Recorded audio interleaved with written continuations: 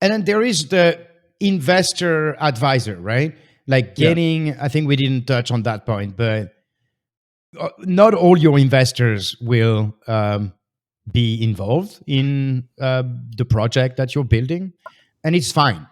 However, you want some investors that will make sure that they will put all their weight behind you, and not just money, but they will make sure to connect you with all the resources they have, the contact, the services, to basically, you know, boost their chances that their investment succeed. Right?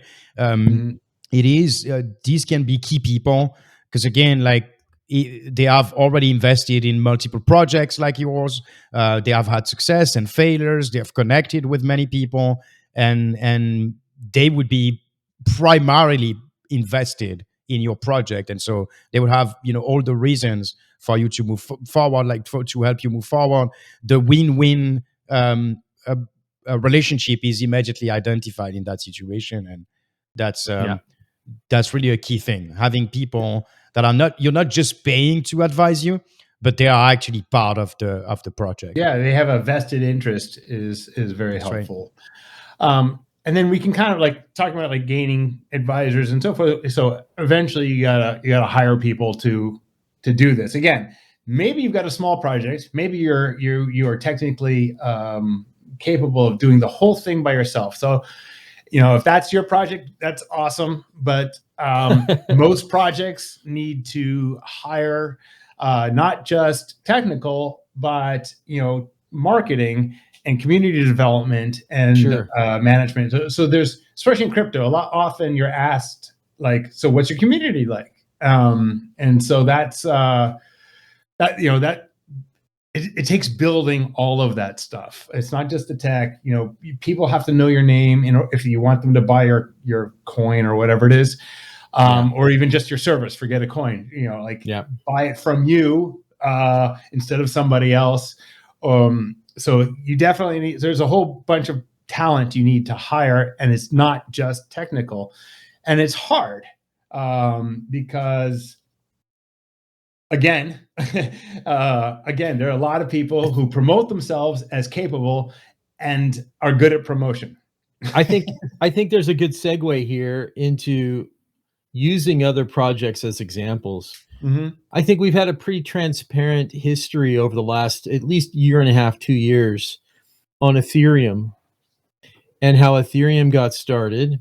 And Ethereum had people that helped it out financially in the beginning, right before they launched. Ethereum is a pretty open, decentralized project at this time.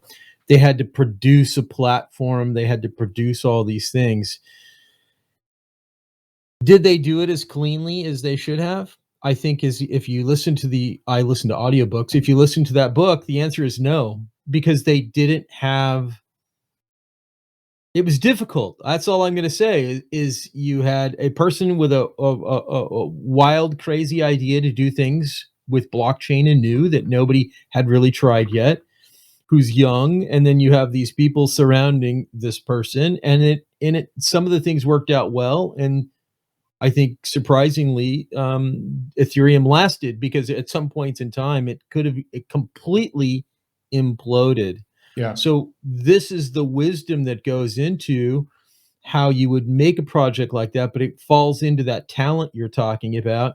There are situations, if you listen to books like that, where they had talent that they thought was quality talent. They had teammates that they had put in positions that could oversee them, and that there were mistakes made. Right. I think that's the you're talking about the Cryptonauts, right? That's the book. Cryptopians. Yeah. Cryptopians. Yeah. Sorry. Not Cryptonauts. It's a Laura Shin book. I read it too. It was fascinating. It's a great book. The whole book is kind of like a fly on the wall for the whole kind of development of Ethereum. And I highly recommend it.